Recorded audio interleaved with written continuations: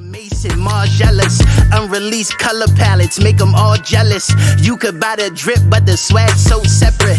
Ponytail poppy, now I sport the fade. Woke up one morning, said it's time for a change. I am one of one, my name is my name. Cartier, cedar core, vintage wood frames. Everything clear when you living in the air. In the pilot on call, press a button and you there. Or your car got a roof, press a button, disappear. On the coupe, like poof, everything I do is rare, but I swear, if you could walk a mile in my shoes, you would stop it. If you could pull the bitches that I pull, you be solid. Manifesting everything I am, I'm a prophet. And when it comes to that bottom line, I want profit. I say get down when I say you get down. I say get down when I say you get down. I say get down when I say.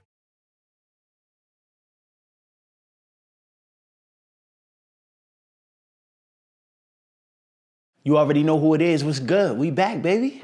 This is The World According to K. Nellz. I am yours truly, K. Nellz. Got another great episode for you, as always, keeping it fresh, keeping the perspective fresh, keeping everything popping, and getting to it. This is episode 12. We got to talk about a few little, hot topics on the horizon. Before we get into all of that good stuff, though, I got to kick it off talking about giving y'all a little update on what I do. So for those of you that know me, that know my brand, I'm heavily involved in music, from songwriting to rapping, also in battle rap. As a battle rap artist, I battle rap and all of that. Had a battle over the weekend down in Florida. Shout out to Two Major, shout out to Bear Arms, shout out to Lou Bear, shout out to my opponent, Hound Dog Buck 50. Again, as always, those of you that are familiar, in the words of the great philosopher, Terrence Thornton, if you know, you know. You feel me? If you know, you know. You already know when it comes to what I do, how I rap, how I paint a picture with words, and then how that translates into battle rap is definitely next level. So I'm just taking advantage of every opportunity, every avenue that I had before me. I'm not downplaying any of my gifts. That's one of the reasons why I'm in front of you right now in podcast form, because I just want to make sure that all my gifts and talents are on display, whether that's giving color commentary to current events or, being on stage in front of 100 people, 200 people at a battle rap event, talking crazy and being received. So again, the battle, it was a 1-round battle. It was Two Major retirement battle. Two Major put in a lot of work down there in the Atlanta battle rap scene, built the buzz, built the name, and everything that comes with that. And he's definitely, I think you could hang your jersey in the rafters and call him a local legend. Unfortunately, he is a Philadelphia Eagles fan, so that's where the praise stopped right there. I just wanted to acknowledge that it was his retirement event, but beyond that, nah, you don't get no love from me as it pertains to your allegiance and loyalty to the Philadelphia Eagles. Just like a typical, misguided individual from New Jersey to like the Philadelphia Eagles. But it is what it is. I can't control that. Nonetheless, dope event, great turnout. My opponent, seasoned veteran, been battling for a long time, OG in the game for real. But as always, the point I'm at in my battle rap career now, I've had opponents across the spectrum, from the inexperienced to the super experienced URL caliber. And at this point, my approach to every battle is I gotta show separation. It's not even about me battling my opponent for real. I be battling myself if I'm being 100. Like, as long as I know if I show up as the best version of myself, it really don't matter who the opponent is, they got a problem. And so now every battle that I take, it's not even about beating the opponent. It's really, like, low-key, it's about beating my last performance. And just continue to elevate, continue to have my pen sharp, continue to have my delivery, my presence on point. And in this showing, definitely had all of that on display. I was able to, kind of show my wittiness. I was able to give you some bars. I was able to give you some deep metaphors that you only gonna catch on a playback that are missing a room. I was able to kind of put all of it on display. Little performance in there for those of you that do know me and familiar with my battle style. It's not really like heavy on the performance, but my presence is so crazy, it's so overwhelming that I really don't have to do all of the theatrics of performing. As long as I get up there and deliver at the level that I know I can deliver, it's a matchup problem for anybody. So definitely stay tuned. Whenever that battle drop, I'll be putting it out there. Got another battle coming up in January 18th. It's my first 2-on-2. God damn, I spit like a motherfucker. My first 2-on-2, that was crazy. My first 2-on-2 battle, I'm gonna keep the opponent on the tuck for now. We've been, going back and forth. It's definitely smoke. That's all I'm gonna say. And I told him, I happened to run into one of the opponents at the last event that I was at, and I let him know, like, I'm not playing with y'all. Like, so y'all better make sure y'all A1, because I'm locked in. And I have every intention of performing at a level that they never seen Nellz perform at before. So it's definitely mutual respect. Like, they know what I do, they know what I'm capable of, so they not taking me lightly. I do get the respect of my opponents, but at the end of the day, it's levels. I'm gonna continue to display that. So I just wanted to kick off talking about, what I got popping as far as the battle rap. Also, I don't promote it enough, but I'm gonna continue to push a narrative. Forgive me. Hey, go to my website, imknellz.com. Definitely merch will be coming soon. All of the Master of the Room merch that you see. Every time you see me, I got on a Master of the Room t-shirt. I got Master of the Room hoodie, Master of the Room sweatpants. And I'm gonna have some stuff in preparation for when the weather changes in spring, shorts, so on and so forth. So definitely, everything that I'm pushing is gonna be under the Master of the Room. That's also another division of again, what I do as a creative. So as always, just pushing the envelope, man, no stone left unturned. As I said before, I'm not playing no games. I wanna make sure I exhaust every resource that I have. I wanna make sure I put all my gifts and talents on display until it is my gifts and talents that funds my lifestyle. And until it's my gifts and talents that make room for me. So, all gas, no brakes. We concluded 2024, going into 2025, and my trajectory looking stupid. I'm gonna be out of this world. So as God is my witness, everybody that's tuned in, everybody that's focused into the camera know I ain't playing no games. I ain't taking no prisoners. I ain't turning down nothing but my collar. We getting it popping. So let's keep it rocking.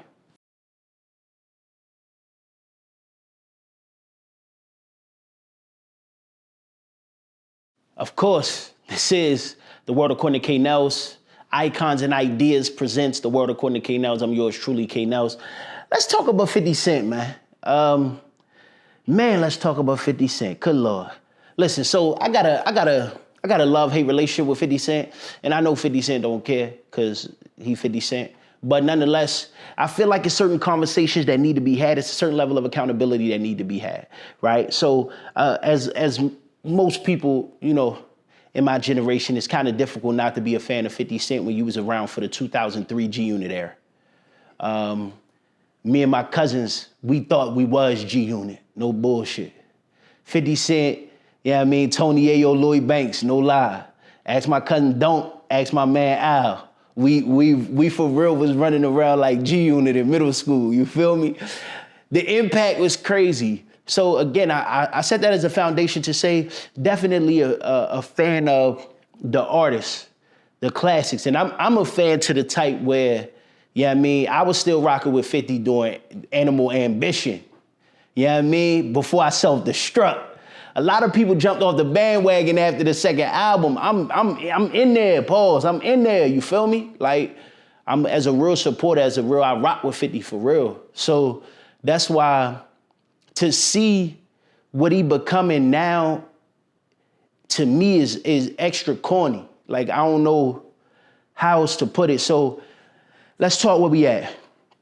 The Andrew Schultz interview is the latest 50 Cent shenanigans. And in most times, 50 Cent has built a reputation as a bully. He's built a reputation as somebody that he don't shy away from controversy.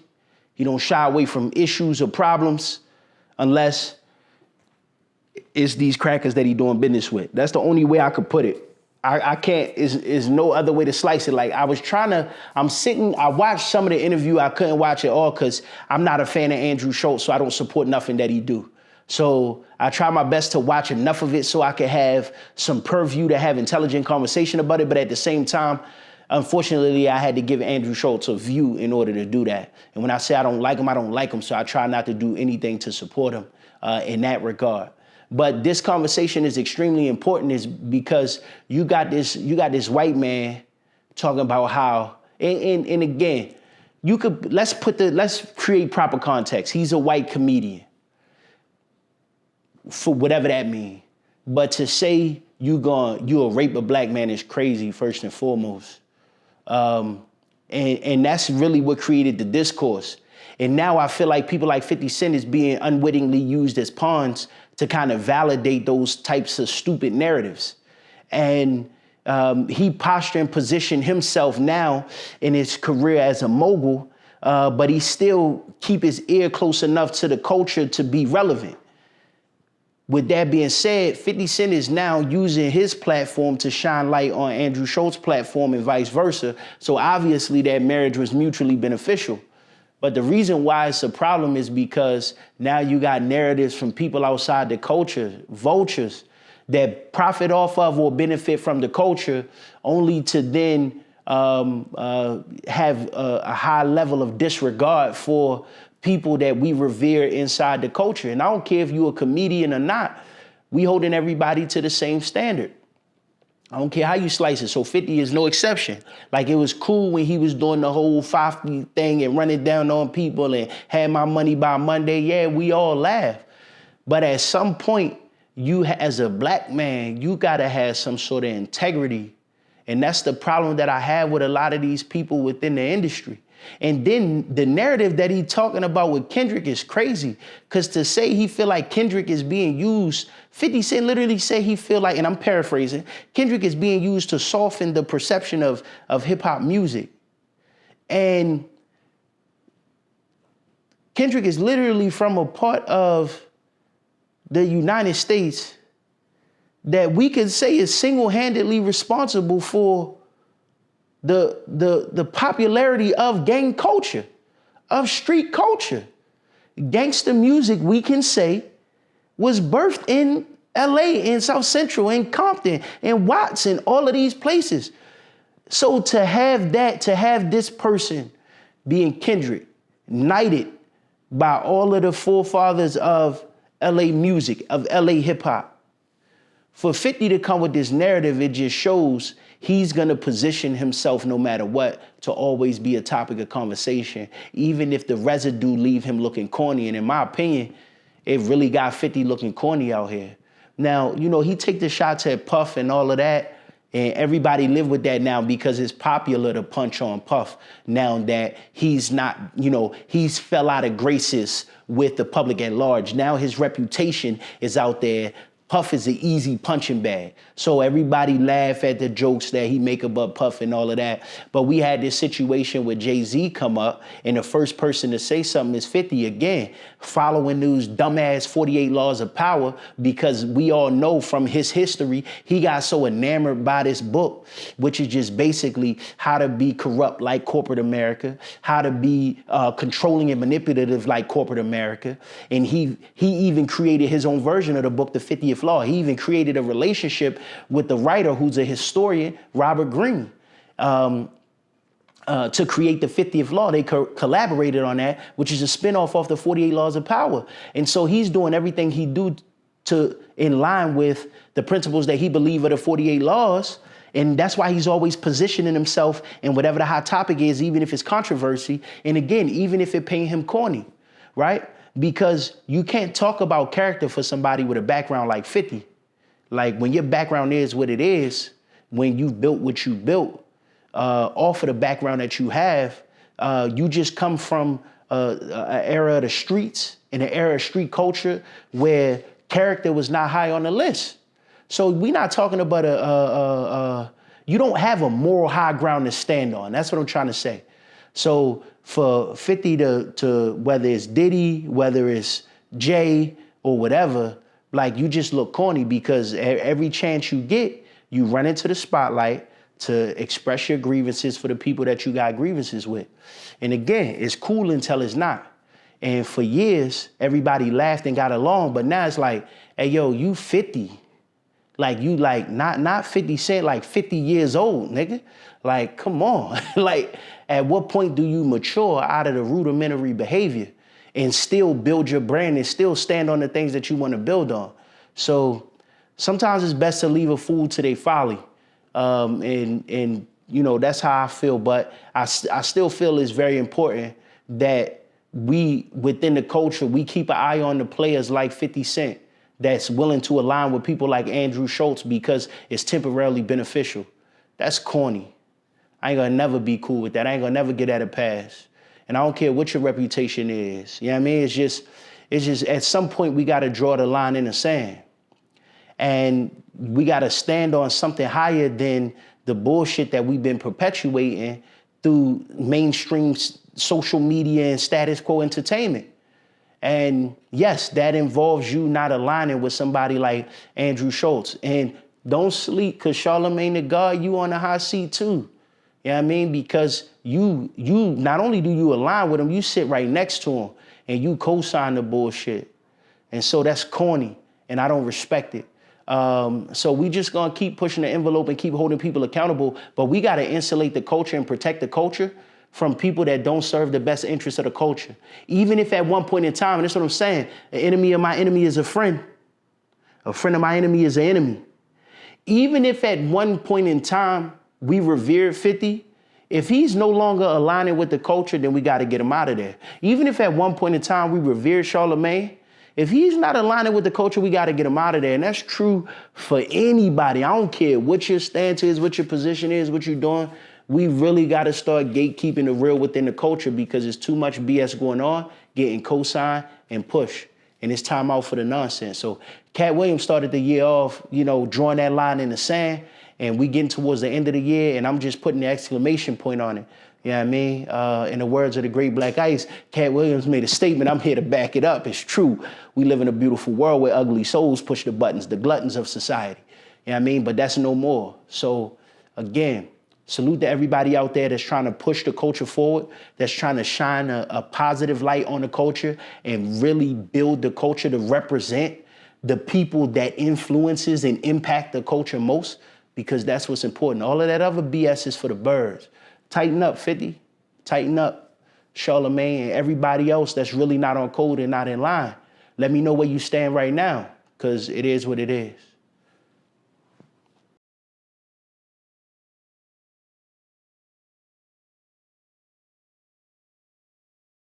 This is The World According to K. Nellz, episode 12. I'm yours truly. Let's talk about Travis Hunter and his in the situation going on with his girlfriend / fiance, whatever their title is, respectfully, at the moment. Created a lot of discourse online, of course.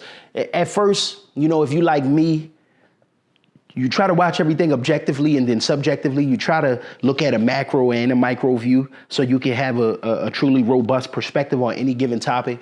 And when I seen some of the discourse going on between he and his girlfriend and social media and how they responding to him, I was really looking at it from a lens of, you know, these are isolated incidents for real. That's how I was looking at first. You know what I mean? Listen, you in a relationship, people go through things, whatever.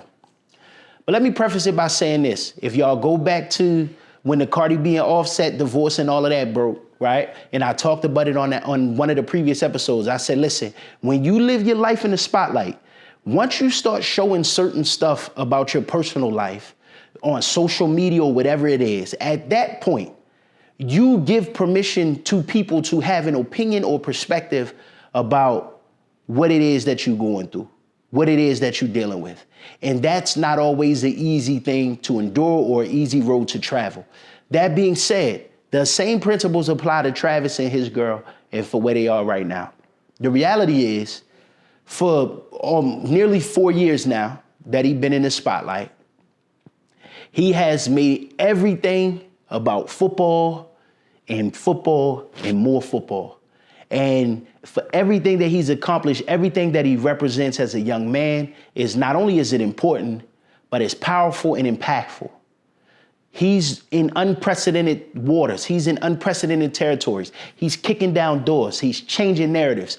Everything that he's doing from the guise of student athlete is to be revered and acknowledged. For 4 years, he's been pristine.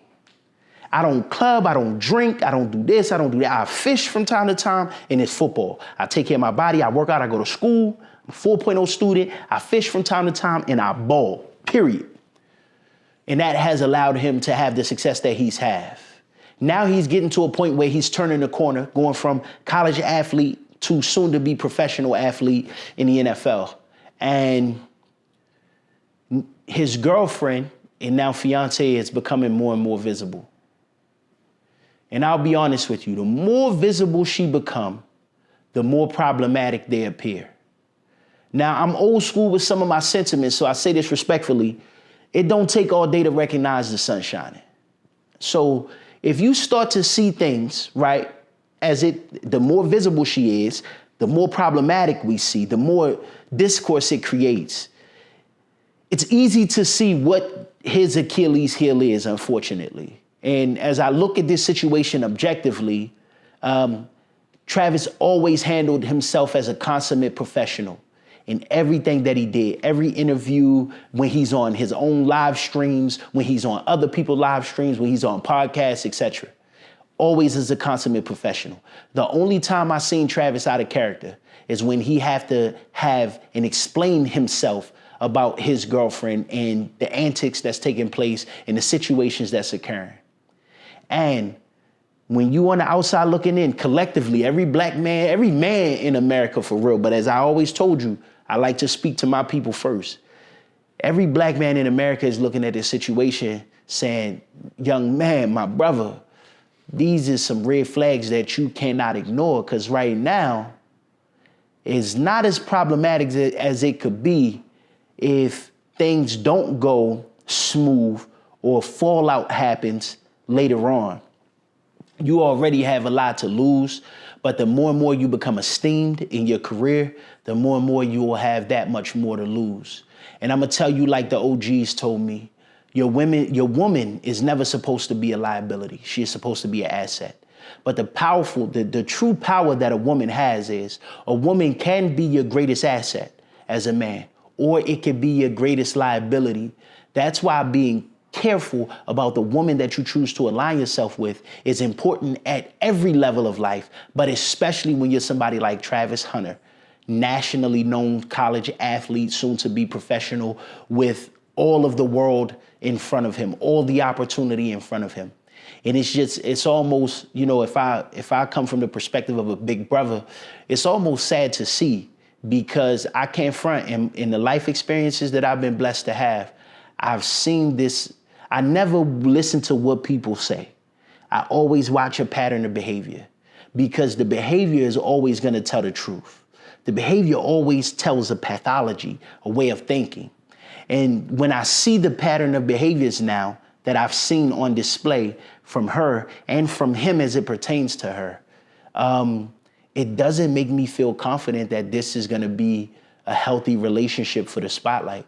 I'm never going to tell anybody, what to do and who to love, but I will give this advice. Just stay out of the spotlight, bro. Like, keep your relationship out of the spotlight. You always have attention. You'll always have the spotlight because of the phenomenal athlete that you are. But I think you got to be strategic and diligent in keeping your relationship out of the spotlight. And you already got Prime in your corner, a great mentor. Just make sure you got the right OGs around you. I don't want to disrespect your pops either, because you do have a relationship with your pops and your father is in your life. Make sure you have your elders around you, and make sure you listening to them. And I know it's tough, because when you're young, you think you got it figured out, and then your heart is in it, and emotions is in it, and you love. But I got to keep it real, brother to brother, black man to black man. If I was talking to you like I was talking to one of my younger brothers, I would express the same sentiment. Like, everything you do has to be strategic, especially as it pertains to the woman that you're aligning yourself with, that you're engaged to be married. You got to make sure that you're on point, and you got to make sure that that woman is your greatest asset and not your greatest liability. So again, just keep in mind, you're a public figure. Once you expose your personal life to the public, you give them permission to have an opinion. If you're not built to withstand and deal with a constant barrage of opinions that you always have about everything, and again, Travis, you young in this, but look at the amount of attention, look at the amount of criticism that you've levied just in the last couple of years, and you know it. And to commend you, you've handled it. You took it on the chin, pause. You kept it moving. You stayed focused. You stayed centered. The only chink in your armor that I see from the outside looking in is how the narrative created by the interactions between you and your girlfriend has affected your behavior, because now I'm seeing you react and respond in a way that I've never seen you react or respond. Usually you're poised, you're stoic, you're very calculated in what you want to say. And because your emotions involved, it's throwing you off your square a little bit. Recenter, keep the main thing the main thing. Again, I'm not telling you, I'm not gonna go out on a limb and be like, because a lot of people saying, yo, run for the hills, get rid of your lady. I won't say that. You a man, you gotta make those decisions for yourself. What I will say though, is very important that you compartmentalize your life and keep that relationship private to avoid the outside influences and whispers from interfering and intervening on that side. Now, on the flip side to that, I do have to say, as I started to look more and more, it is kind of crazy if a lot of the information that's coming out that's real. Shorty used to be a stripper. Again, I don't know. It's a lot of misinformation out there, but it's saying Shorty used to be a stripper. She was 19 and Trav was 17 when they first started dating. It's all good. We ain't knocking it, but just know we live in a society now. Let's reverse those roles. Let's say Trav was 19, Shorty was 17. How we looking? We not looking at that through the same lens. It's a lot of dynamics of a relationship, if true. All of this is alleged, again, from people just doing their research. But I can say some of the stuff that I've seen seems to be pretty damning and pretty convincing. So Shorty do got some skeletons in her closet. And the greatest thing that you need to know in that moment is, what is her intentions? Is her intentions pure? And when you have a level of celebrity and influence that Travis Hunter have and potential that he has, you are gonna attract everybody, and not everybody is gonna be for you. They may give you the illusion that they for you, only to be close enough in proximity to take advantage of you in whatever way they see fit. Nonetheless, I'm gonna just tell you, man, you got my support. I definitely rock with you. I love everything that you represent, because you're so determined to push the envelope. You're so determined to not let people define who you are as an athlete. You know, it's been, again, I've been following you since you made the national spotlight. Going back to your high school days, you know what I mean? At a rival high school. I'm familiar with your game. You know what I mean? We're a little older, you know, y'all was popping during the Maya Moore days, girls basketball. We won't go down that, you know what I mean? But I say that to say, since the high school time, you've been making noise. And every time I've seen you, you've been very poised. You've been very mature. You've been very calculated. You've been very seasoned in how you talk, how you explain the way you feel, how you talk about the X's and O's of football, and then how you go out there and perform. I commend you. But you gotta stay sharp. You got an opportunity for growth. So I wish you nothing but the best. I wish y'all nothing but the best. Continue to be the great athlete that you are. And more importantly, continue to be the great human being that you are. I do have to say that, because just hearing with Bucky, hearing what Deion Sanders Jr. talked about, you know, with the NIL situation, how you don't even take your NIL money, you reinvest it back into the NIL pool so other players could be paid NIL. Stuff like that, you can't teach that. That's a level of integrity that your parents did a great job. Your mom, your dad, they did a great job. Deion Sanders did a great job from a mentorship standpoint, but that's foundational. So again, I support you, I commend you in so many ways, but keep your head on the swivel. Very important, and just remember what I say, man. A woman could be your greatest asset or your greatest liability, and you always want her to be your greatest asset. Salute, keep doing your thing.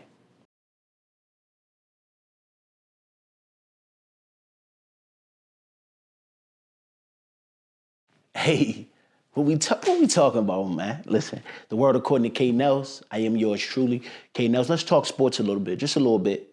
We're gonna talk Aaron Rodgers, Ryan Clark. Yeah, I know. Why are we talking about Aaron Rodgers and Ryan Clark? Well, we all know Aaron Rodgers, a lot of hype, controversy, all of that coming out of his last days at Green Bay going into the Jets. The Jets revamped defense, revamped offense, had a lot of, potential headwind, all of that good stuff. Aaron Rodgers having an Achilles injury, missed the whole season, come back next season, which is this current season that we're in. Expectations still high because it's Aaron Rodgers. But at the same time, we don't really know. And as now we're through 3/4 of the NFL season, the Jets is dumpster juice. Trash, certified landfill. But nonetheless, Aaron Rodgers, who's still, in the tail end of his career, affiliated with Pat McAfee and his show, still doing business as a commentator now, providing his outlook and perspective on sports and things like that. He's been the subject of criticism by most of the sports talk shows. And now it's so many of them, it's crazy. So Ryan Clark, he's the host of the Pivot podcast, but he also be on ESPN all the time. And Ryan Clark was very harsh, stern with his criticisms of Aaron Rodgers' performance and in his performances this season. And that criticism did not go unnoticed by Aaron Rodgers. Aaron Rodgers, being that he is, everything that I've seen from Aaron Rodgers shows that he has arrogance that borders on condescension. So it's one thing to be confident, right? But humility is a very important factor when taking into account someone's confidence and how they display it. Once you remove that humility, the only thing you have left is arrogance. And then he's loud with his arrogance, and that's why condescension comes into play. Nonetheless, on the field, Aaron Rodgers will go down as one of the best quarterbacks to play the position in the history of the sport. That's not my opinion. That's the universal consensus from people in sports and in the NFL. So he earned that right. He put in the sweat equity to have that type of reputation on the field. Nonetheless, off the field, the controversy for him started with the line about his vaccination status, going back to the COVID year. Now, the reason why that was so much controversy is because you had somebody like Kyrie Irving playing for the Brooklyn Nets in New York saying, hey, I don't feel comfortable with this whole COVID shot thing, this whole vaccination thing, so I'm going to fall back. I'm going to gather more information and make the decision that I feel is best for me and my family. Now, obviously, because of all the propaganda surrounded around the COVID vaccinations and so on and so forth, it made it that much more problematic. Because now the city of New York, who been on lockdown and all of that, they real heavy. So now they telling him he can't play. It's so much. It was so much noise, so much fuss made out of it. Only for that same city of New York now to have lost a settlement where they have to pay back pay to every employee that they fired for refusing the COVID vaccination, or that they fired due to layoffs or anything resulted referring to or as a result of COVID. So major hypocrisy there, another story for another day. Nonetheless, Aaron Rodgers, he didn't even have the decency, in my opinion, to stand on business and say, yeah, I ain't rocking with that vaccine, feel how you want to feel. He lied. He said, he lied by omission. He never said he was vaccinated, but he never said he wasn't. So he just played it until, as long as they don't ask me, I ain't saying nothing. And he didn't have to do that if you really bout it. Salute to my man Kyrie. Kyrie stood on business from the jump. He articulated himself intelligently and let everybody know where he stood so nothing could be lost in translation. Aaron Rodgers, on the other hand, did the absolute opposite. And with that, he created a world of controversy for himself, and he still was not met with the vitriol that Kyrie Irving was. And we know why. Got the complexion for the protection. But that is what it is. So all of that controversy, Aaron Rodgers put the icing on the cake in his discourse with Ryan Clark, and he said, yo, listen, before we go, for everybody that got something to say about me, you can have your opinion, that's cool.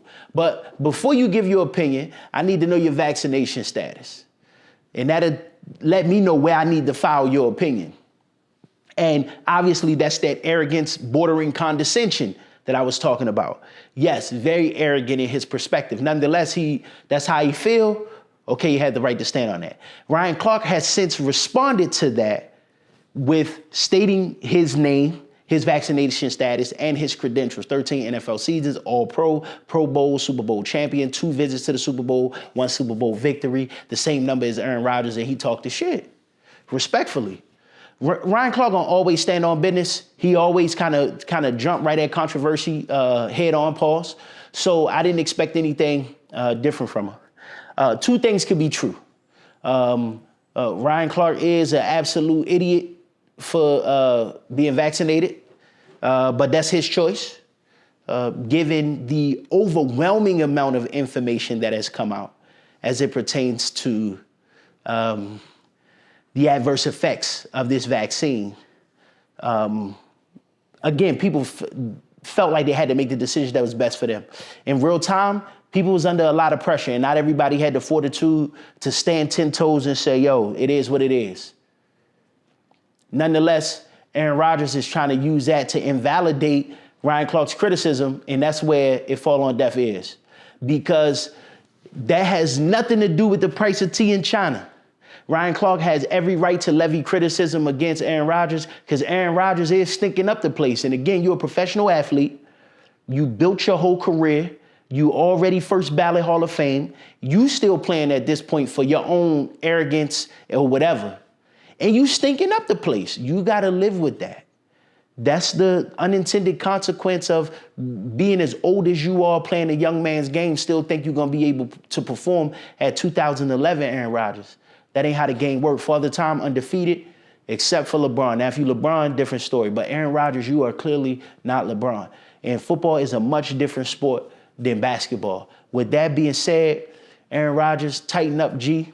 You know what I mean? Like, you really talking crazy out here as if Ryan Clark not only have the pedigree, but he has the intelligence and he has the position to speak intelligently and criticize you and every other football player that's stinking it up out there. Listen, I be on Ryan Clark head, pause, because he be talking sideways about Lamar because, you know, he a Pittsburgh Steeler. But at the end of the day, I don't rock with half of the stuff Ryan Clark be talking about. But when you right, you right. In this case, I got to say, Ryan Clark standing in his position, it is what it is. Aaron Rodgers, I feel what you're saying as it pertains to dealing with criticism, but somebody's vaccination status is never going to invalidate them from criticizing the style of play. Now, if it was a related conversation, right? If it was something pertaining to efficacy or conversations around the health of vaccines or something in their purview, then you have every right to use that as your talking point and say, listen, you vaccinated? All right, because that's a very important variable to know. That's a very important fact to know before we continue on the conversation about vaccination. We ain't talking about vaccinations, Chief. We talking about the X's and O's of football.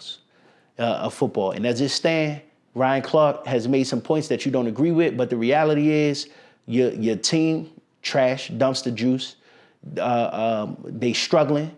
You got to win out the season to even equal the same amount of wins that they had last year, and that was without you. You added, if we just looking at the sheer perspective, macro and micro view, you added no value to this Jets team. This Jets team had a far greater trajectory before the Aaron Rodgers experiment started. That's the harsh truth. So you getting old, my man, make these next years the best years. Leave on the late. It's something about, let me take a step. It's something about these goddamn Green Bay quarterbacks, boy. I hope Jordan Love break the curse because I do rock with Jordan Love. But Brett Favre out here wilding for respect in his Wrangler jeans and Jodeci boots. He out here wilding, stealing money and everything. You got Aaron Rodgers out here wilding for respect. My man got on the Cruising USA wife beater, looking like the crazy conspiracy theorist. You know what I mean? Like wilding. It's like, I don't know. The same CTE that infects the Pittsburgh Steelers wide receiver room, we need to study because it's the same CTE that infects the Green Bay Packers quarterback room. And I just hope, I pray Jordan Love is able to avoid all the residue of the type of behavior that has been exhibited by his predecessors. With that being said, Aaron Rodgers, tighten up. Ryan Clark, I still don't rock with you. You know what I mean? Because you be trying to shit on my man Lamar, and you a Schittsburg representative. You cornball for that. But it is what it is. We're going to keep it rocking.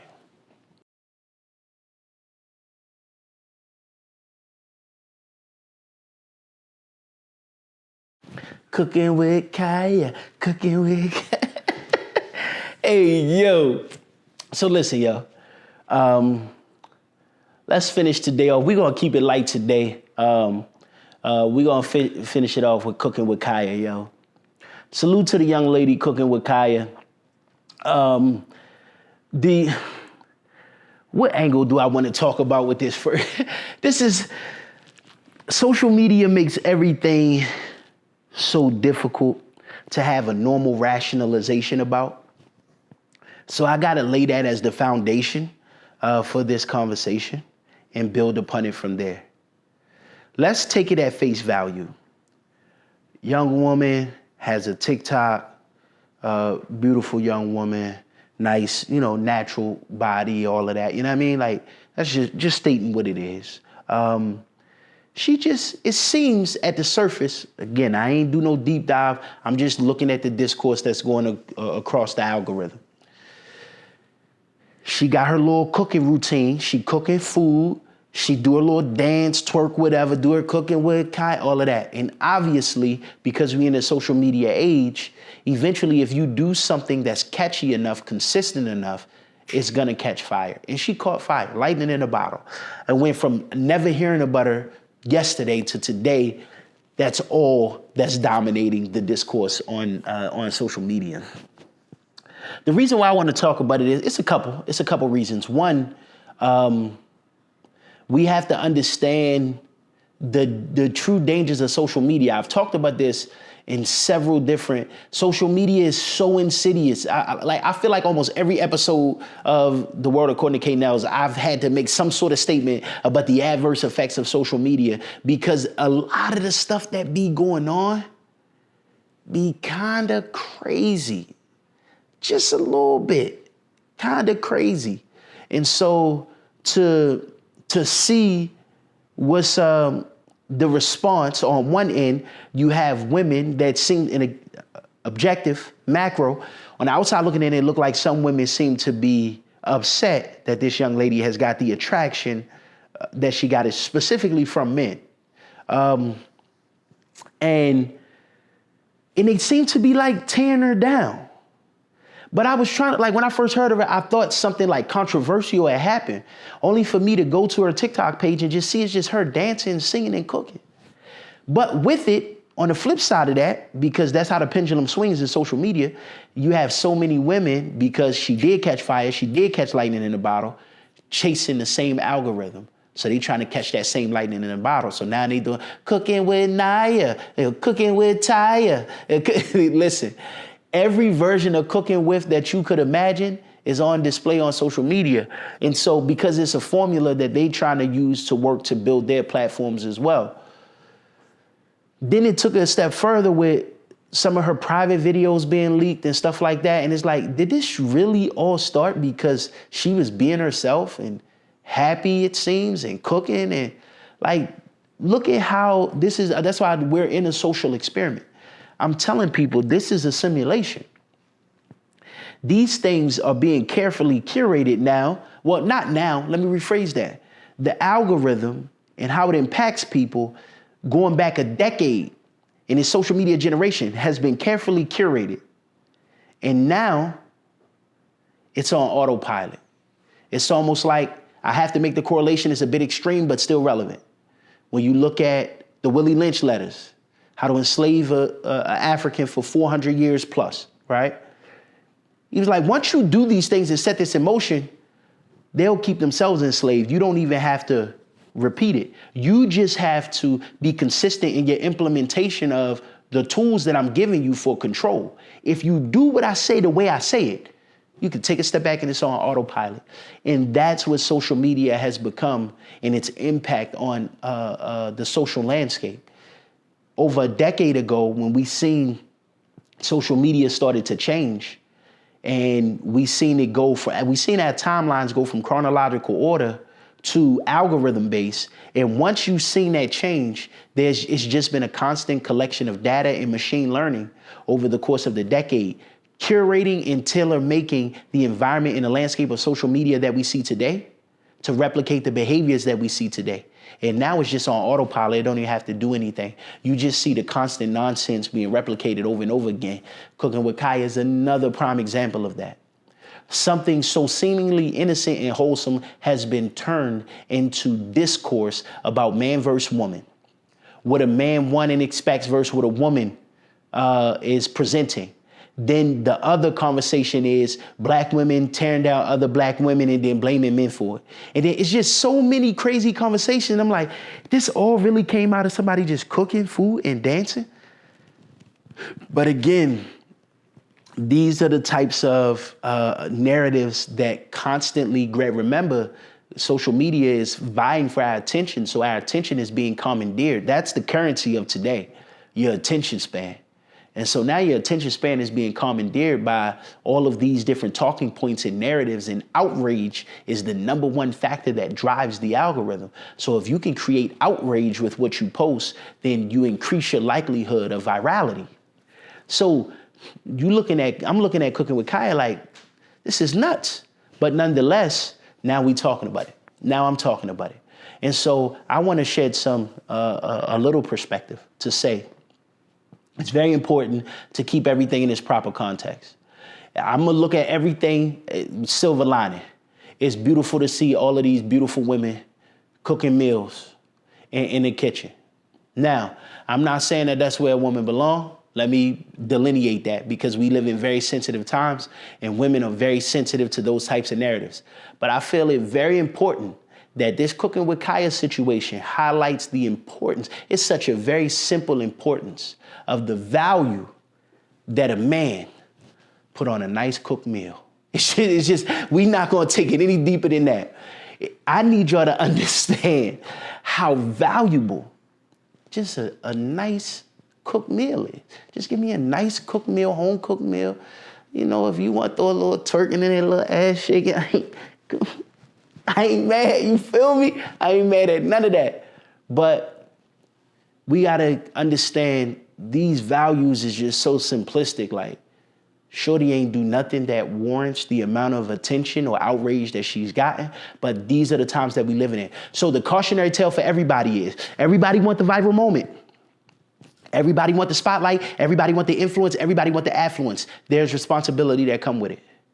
And you can want all of these things all you want, but you can't pray for the rain and get mad at the mud. Shout out to Denzel and Equalizer. Very important to note, you gotta accept everything that comes with that viral moment that you're chasing, that influence that you're chasing, that notoriety and celebrity that you're chasing. And too often, most of us are not ready for it. So when it happened, you find yourself in a situation where Travis Hunter and his shorty, they not prepared for the level of attention and celebrity that they getting. And now every little thing that happens between them is being looked at with a microscope and then blew up to a proportionate scale, or a disproportionate scale, I should say. So again, we gotta, let me get on my soapbox a little bit. We gotta really be building families and reading literature and studying the ancestors and building community. Like, we beefing over Cooking with Kaya. We talking about Travis Hunter. We gotta really talk about community building as a people. We really gotta talk about insulating ourselves economically to be able to build the communities that we need, to be able to build the families that we need, to be able to create a society that's conducive to the overall welfare of us, of our people. Because don't get me wrong, Twitter is Twitter, but Black Twitter be popping. I know Elon Musk bought it, it's called X and all of that, but at the end of the day, Black people, we make everything cool. But the unfortunate part about that is we make everything cool, we create everything, but have equity in nothing. We don't have any equity and ownership in anything, but we create all of the trends, all of the color commentary, all of the fashionable things, we are literally the curators of cool. but we line everybody else's pockets and build everybody else's families and communities. So again, I had to step on my soapbox for a minute because we really talking about cooking with Kaya over nothing. So again, I know I'm just one voice and nobody is going to stop doing what they doing because Nellz says so. I'm comfortable with that. But this is the world according to K. Nellz, so I got to give you my honest perspective and outlook on it. With that being said, always remember to master the room. You can choose to be a thermostat or a thermometer. When you walk into a room, you can choose to be a thermostat or a thermometer. Thermostat changes the climate. A thermometer can only tell you the temperature of the room. Understand the presence and power that you have when you walk into every room to completely change the dynamic of the room. Remember, laws of thermodynamics say energy can neither be created nor destroyed, but transferred. So if you need good energy, guess what? I got it. And if you got good energy, guess what? I need it. This is Icons and Ideas presents The World According to K. Nellz. I am yours truly, K. Nellz. Thank you for rocking with me for another episode, and we're going to keep it coming. Salute. Oh, yeah, like I said, go to my website, man. IamKnellz.com. Stop playing with me. Follow me on all my socials, man. Get connected, get tapped in, man. Comment, subscribe, like, share, all of that good stuff. We're going to keep building. We're going to keep learning. We're going to keep loving. We're going to keep growing. We're going to keep rocking. You dig? Salute. In a Mason, Margielas, unreleased color palettes, make them all jealous. You could buy the drip, but the swag's so separate. Ponytail poppy, now I sport the fade. Woke up one morning, said it's time for a change. I am one of one, my name is my name. Cartier, cedar core, vintage wood frames. Everything clear when you living in the air. In the pilot on call, press a button and you there. Or your car got a roof, press a button, disappear. On the coupe, like poof, everything I do is rare, but I swear, if you could walk a mile in my shoes, you would stop it. If you could pull the bitches that I pull, you be solid. Manifesting everything I am, I'm a prophet. And when it comes to that bottom line, I want